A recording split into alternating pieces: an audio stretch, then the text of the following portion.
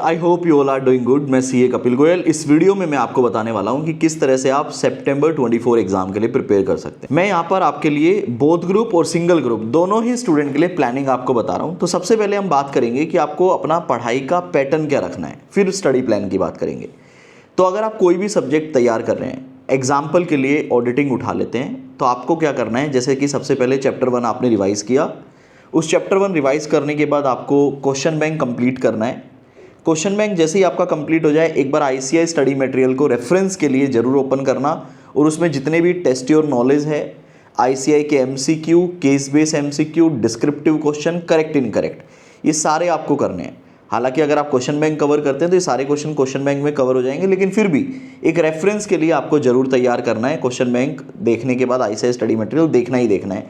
And last में आपको क्या करना है, जो आपका रिसेंट एग्जाम हुआ है मई 24 का, उस पेपर को अपने पास सभी सब्जेक्ट के पेपर को प्रिंट करके रखो और जो भी चैप्टर आप कर रहे हो उसका रेलेवेंट क्वेश्चन आप साथ साथ देख लो कि क्या क्वेश्चन आया था। अगर आप इस तरह से प्रिपेयर करते हो तो आपने मेन बुक को भी अच्छे से प्रिपेयर कर लिया, आपने क्वेश्चंस भी सारे कर लिए, स्टडी मटेरियल भी पूरा हो गया आपका, और मई 24 अटेम्प्ट का भी पेपर आपका हो जाता है। तो ये वाला पैटर्न आपको फॉलो करना है फॉर ऑल योर सब्जेक्ट। और अगर आप ऐसा करते हैं then you are preparing for the rank. अगर आप बोथ ग्रुप देने वाले हैं तो आप रैंक भी ला सकते हैं। तो एक चीज़ तो मैंने आपको बताई, कवरेज क्या रहेगी। सबसे पहले मैंने बात की कवरेज की। दूसरे नंबर पे मैं आपको बता रहा हूँ कि पढ़ाई कैसे करनी है। ऐसा बिल्कुल मत करना जैसे कि एक प्रैक्टिकल सब्जेक्ट उठाते हैं अकाउंट्स, आपको क्या करना है, सारे कंसेप्ट को पहले रीड कर लेना है, ठीक है। उसके बाद आप क्या कर सकते हो, अगर आपके टीचर ने कुछ इलस्ट्रेशंस अगर करवाए हैं हर कंसेप्ट के ऊपर, वो आप देख सकते हो, कोई दिक्कत वाली बात नहीं है। रेफरेंस के लिए देख लो कि ये एक एक्स कंसेप्ट था जो आपने रीड किया, टीचर ने एक इलस्ट्रेशन करवाया था, वो भी देख लो कि कैसे कैसे सोल्व हुआ है। इसको ऑडिटिंग करना बोलते हैं, आप कर लो। लेकिन उसके बाद क्या करना है, स्टेप नंबर 3 पे आपको जितने भी क्वेश्चन आपकी बुक में आपके टीचर ने मार्क करवाए हैं या उन्होंने सोल्व करवाए हैं क्लास में, वो सारे आपको खुद से सोल्व करने हैं। ऐसा बिल्कुल मत करना कि आप क्वेश्चन रीड कर रहे हो और फिर आप आंसर देख रहे हो। नो, आप इस तरह से ना ही तो पास हो पाओगे और रैंक तो भूल ही जाओ।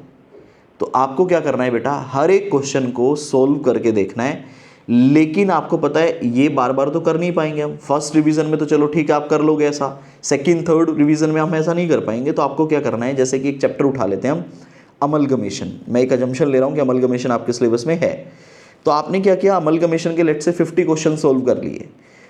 सोल्व करने के बाद जिस क्वेश्चन में आप अटक जाते हैं, जो क्वेश्चन आपका गलत हो जाता है, एक लिस्ट बनानी है कि ये वाला क्वेश्चन मेरा गलत हुआ था, वो नंबर आप लिख लेंगे।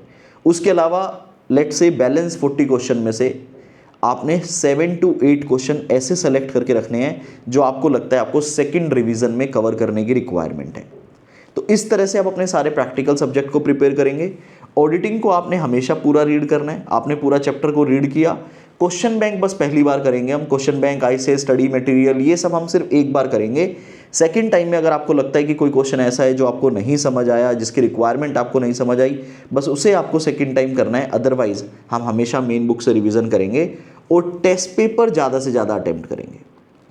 तो दो चीज़ें मैंने आपके लिए यहाँ पे कवर किए, दोबारा से रीकैप कर लेते हैं पिछले 4 मिनट में हमने क्या डिस्कस किया। पहले मैंने आपको बताया कि कवर क्या क्या करना है, आई होप आपको क्लियर है। दूसरे नंबर पे मैंने आपको बताया पढ़ना कैसे है।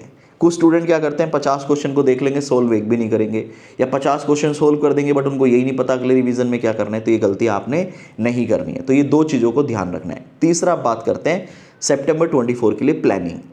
अब जब आप ये वीडियो देख रहे हो तो आपके एग्जाम में तकरीबन 2.5 से 3 मंथ्स आपके बचे हुए हैं एग्जाम के।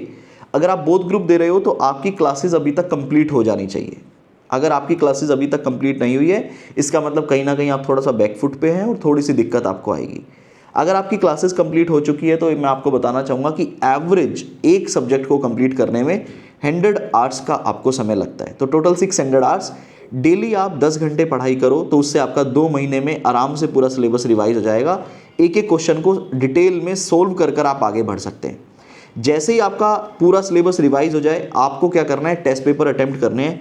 You should make a target कि आपको हर सब्जेक्ट का 4 to 6 टेस्ट पेपर अटेम्प्ट करना ही करना है। अगर आप टेस्ट सीरीज लेना चाहते हैं तो CAindia.org की वेबसाइट पे, CAindia.org वेबसाइट पे आपको हर सब्जेक्ट की टेस्ट सीरीज मिलती है, आप ले सकते हो, अटेम्प्ट कर सकते हो। या फिर आप पिछले अटेम्प्ट के कुछ पेपर को निकाल कर उनको भी अटेम्प्ट करके सेल्फ इवैल्यूएट करके आप अपने आप को चेक कर सकते हो। तीसरी और एक इम्पॉर्टेंट बात ये आती है कि एक दिन में एक सब्जेक्ट पढ़ा जाए या एक से ज़्यादा।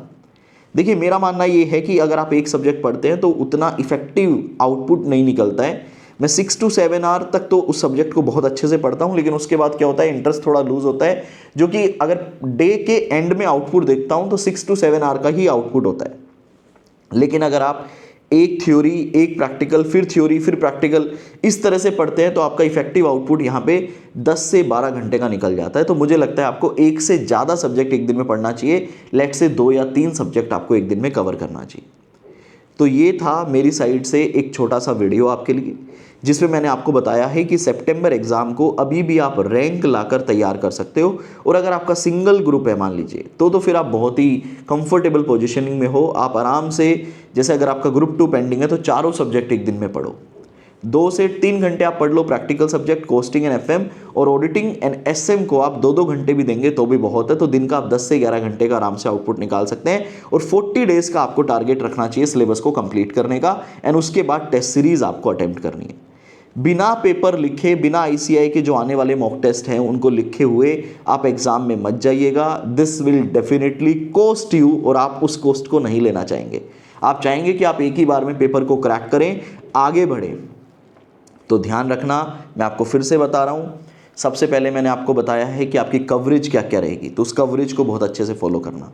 दूसरा मैंने आपको बताया है पढ़ाई कैसे करनी है, थ्योरी पेपर की और प्रैक्टिकल सब्जेक्ट की।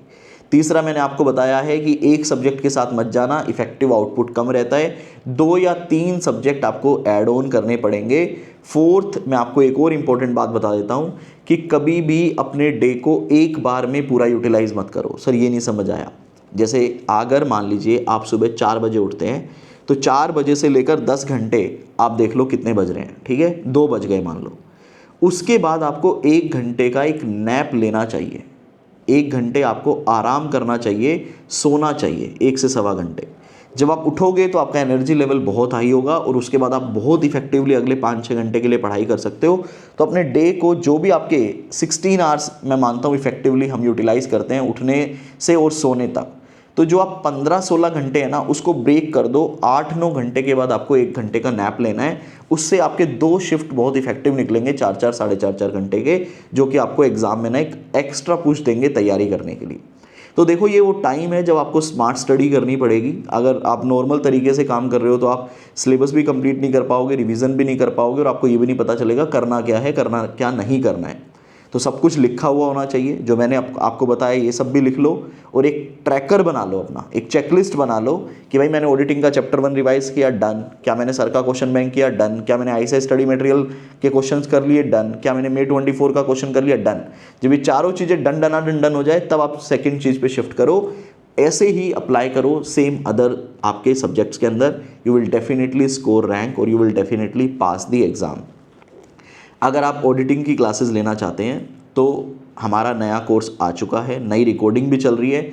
इवन जो May 24 वाला बैच था मेरा, जो March 24 में कंप्लीट हुआ था, वो सारी रिकॉर्डिंग भी लेकर आप अपनी क्लासेस कंप्लीट कर सकते हैं अगर कुछ पेंडिंग है तो।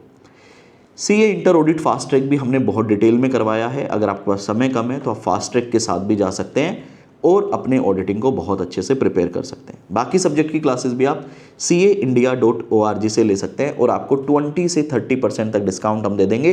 फैकल्टी आप सेलेक्ट करना, जो भी इंडिया की फैकल्टी आपको चाहिए आप उनको सेलेक्ट कीजिए, और caindia.org से आप उनको कॉल कर आप डेफिनेटली एक अच्छा डिस्काउंट ले सकते हैं। इस वीडियो में इतना ही, मिलूंगा अगली वीडियो में। आपके मन में जो भी सवाल है, डाउट है, कुछ भी अगर आपको मुझसे पूछना है कमेंट सेक्शन में मेंशन कीजिएगा, मैं डेफिनेटली आपको वीडियो फॉर्म में रिप्लाई करूंगा। Bye bye, take care, keep enjoying audit with Kapil. जय हिंद दोस्तों।